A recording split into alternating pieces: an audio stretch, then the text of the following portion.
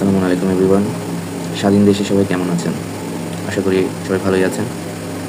এই যে ষড়যন্ত্র ফাঁসের বিষয়টা নিয়ে আমি কথা বলতে এসেছি, এ সম্পর্কে আরও 2 দিন আগে আমি পোস্ট করেছিলাম।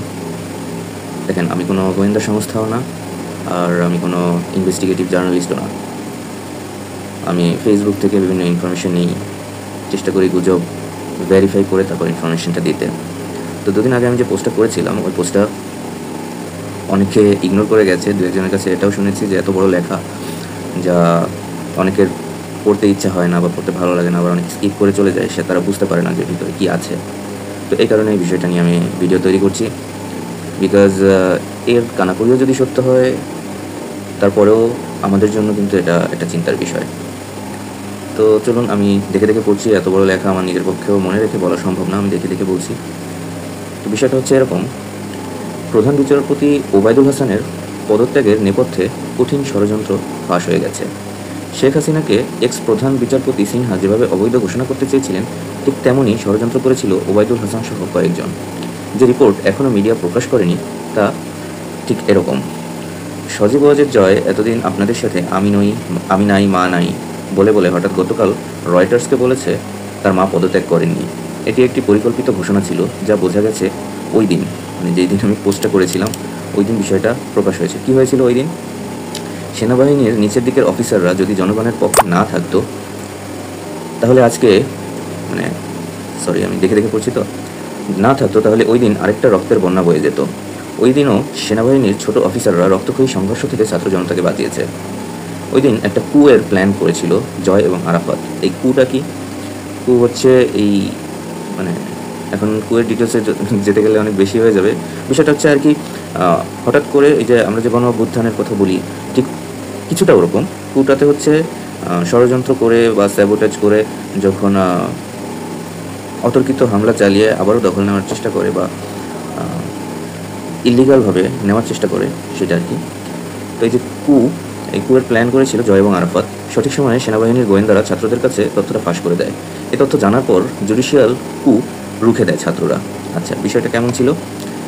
জয়, আরাফাত আর তাদের গাইডদের গোপন প্ল্যানটা ছিল এরকম: ডক্টর মোহাম্মদ ইউনুস যখন রংপুরে আবু সাঈদের বাড়ি পরিদর্শন এবং কবর জিয়ারতের জন্য যাবেন, এবং তারপরে ওনার হেলিকপ্টার যখন আকাশে থাকবে, ঠিক ওই মুহূর্তে হাইকোর্টের অ্যাপিলিয়েট ডিভিশনের বিচারপতিরা ফুল কোর্ট বসিয়ে এই অন্তর্বর্তীকালীন সরকারকে অবৈধ ঘোষণা করবে।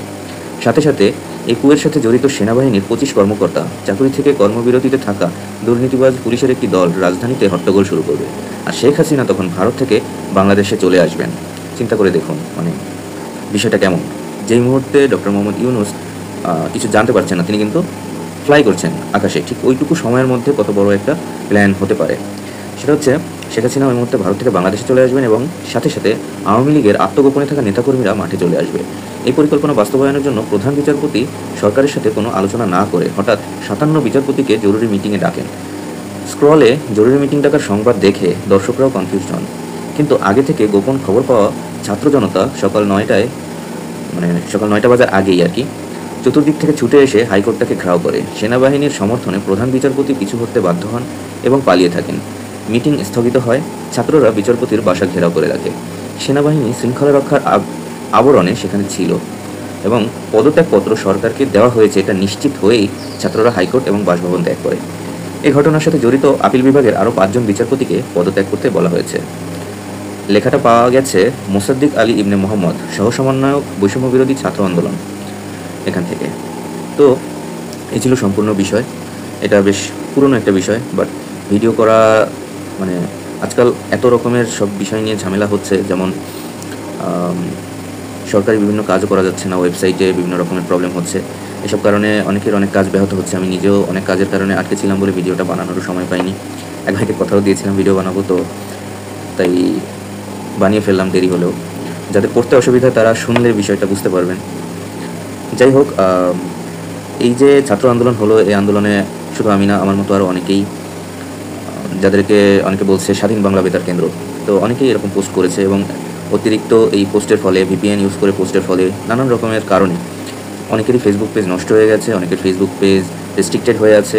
আমি নর্মালি, যেহেতু আমার পেজের ফলোয়ার কম বা রিচ কম, যার কারণে আমি কারো কাছে যদি চাইও যে আপনারা বেশি করে আমার পোস্টে কমেন্ট করবেন, সেটাও বা কয়জন দেখবে যে কমেন্ট করবে।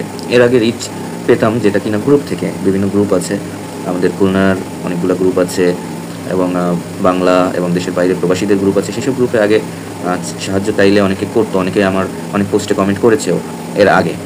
তো এখন যেই পরিস্থিতিটা, আমি জানি না ভিডিও কে দেখবেন, কয়জন দেখবেন, বা যদি পুরো ভিডিওটা দেখেন এবং আমি এই যে এখন যে কথাগুলো বলছি এই পর্যন্ত যদি আপনারা আসেন, তাহলে আপনাদেরকে বলবো যে আসলে চেষ্টা করে গেছি, আন্দোলন করেছি, সেই সাথে আরও একটা জিনিস রিয়ালাইজ করেছি, সেটা হচ্ছে ৭১-এর যুদ্ধের পরে যেসব মুক্তিযোদ্ধারা বিলীন হয়ে গেছে, যাদের কোনো খোঁজ কেউ পায়নি, সেটা কেন পায়নি, কীভাবে তারা বিলীন হয়ে গেছে, সেটা হাড়ে হাড়ে অনুভব করছি। তো যারা দেখছেন তাদের কাছে একটা রিকোয়েস্ট থাকবে, সেটা হচ্ছে যদি পসিবল হয় আমার পোস্টগুলো একটু দেখবেন। আমি বলছি না যেটা ভালো লাগবে না সেটাতেও রিয়াক্ট দেন, একটু দেখবেন। এর মধ্যে আশা করি যারা এই ভিডিও দেখছেন তাদের ওই পোস্টগুলোর মধ্যেও কিছু কিছু পোস্ট ভালো লাগবে। তো যে পোস্টগুলো ভালো লাগবে ওইগুলোতে চেষ্টা করবেন একটু কষ্ট করে হলেও বেশি বেশি করে স্টিকার কমেন্ট করতে বা ইমেজ কমেন্ট করতে, ভালো কিছু কমেন্ট করতে, আর ভালো কিছু রিয়াক্ট দিতে। কারণ আমাকে এমনভাবে রেস্ট্রিক্ট করেছে যে আমি কোনো গ্রুপে পোস্ট করে যে কারো কাছে হেল্প চাইবো, কোনো গ্রুপেও আমি পোস্ট করতে পারছি না। ফেসবুক সম্পূর্ণ লিমিটেড হয়ে আছে। আল্লাহর কাছে শুকরিয়া যে আমি ভিডিও বানাতে পারছি। নেক্সট আরও কিছু ভালো ভালো ভিডিও আসবে, মজার ভিডিও আসবে এবং রাজনীতি বিষয়েও ভিডিও আসবে। তো ফলো করে সবাইকে সাথে থাকার অনুরোধ করছি। আর যদি সম্ভব হয় প্লিজ কমেন্ট করে আমাকে একটু হেল্প করেন এই আমার রেস্ট্রিকশনটা কাটানোর জন্য। আর আমি আবারও উৎসাহ দিচ্ছি ছাত্রদেরকে, যেইভাবে দেশটাকে স্বাধীন করা হয়েছে সেইভাবে মুঠোয় রাখতে হবে। অনেকে পদত্যাগ করছে, পদত্যাগ করা যাবে না, মুঠোর মধ্যে রাখতে হবে, ছেড়ে দেওয়া যাবে না। কারণ এখনও শুরুই হয়নি, এখনও বহুত কিছু বাকি। অনেক জায়গায় এখনও পর্যন্ত কারাপশান চলছে, ঘুষ নেওয়া চলছে, তারপর আরও বিভিন্ন ধরনের অন্যায় চলছে। এগুলো আস্তে আস্তে আমি আশা করছি যে ওয়েবসাইটের কথা বলা হয়েছে, ওয়েবসাইটটা আসুক। কারণ আমি নিজে তো রিচ করতে পারছি না ছাত্রদের সাথে, ওয়েবসাইটটা আসলে আমারও সুবিধা হবে রিচ করতে। খুলনায় আমার নিজের ব্যাচের যারা ছিল বেশিরভাগই আর নেই, তাদের সাথে যে আমি যোগাযোগ করে যে একটা কমিটি করা বা কাজ করা, সেটা সম্ভব হচ্ছে না। যদি খুলনার ছাত্রদের সাথে যোগাযোগ করতে পারতাম বা তাদের সাথে টিমিং করতে পারতাম তাহলে হয়তো ভালো হতো। ইনিও সবাই ভালো থাকবেন, সুস্থ থাকবেন। দোয়া করি দেশটা যেভাবে আগাচ্ছে সেভাবে এগিয়ে যাক এবং সুন্দর হোক এবং সত্যিকার অর্থে স্বাধীন সার্বভৌম হোক, সে প্রত্যাশায়। আল্লাহ হাফিজ।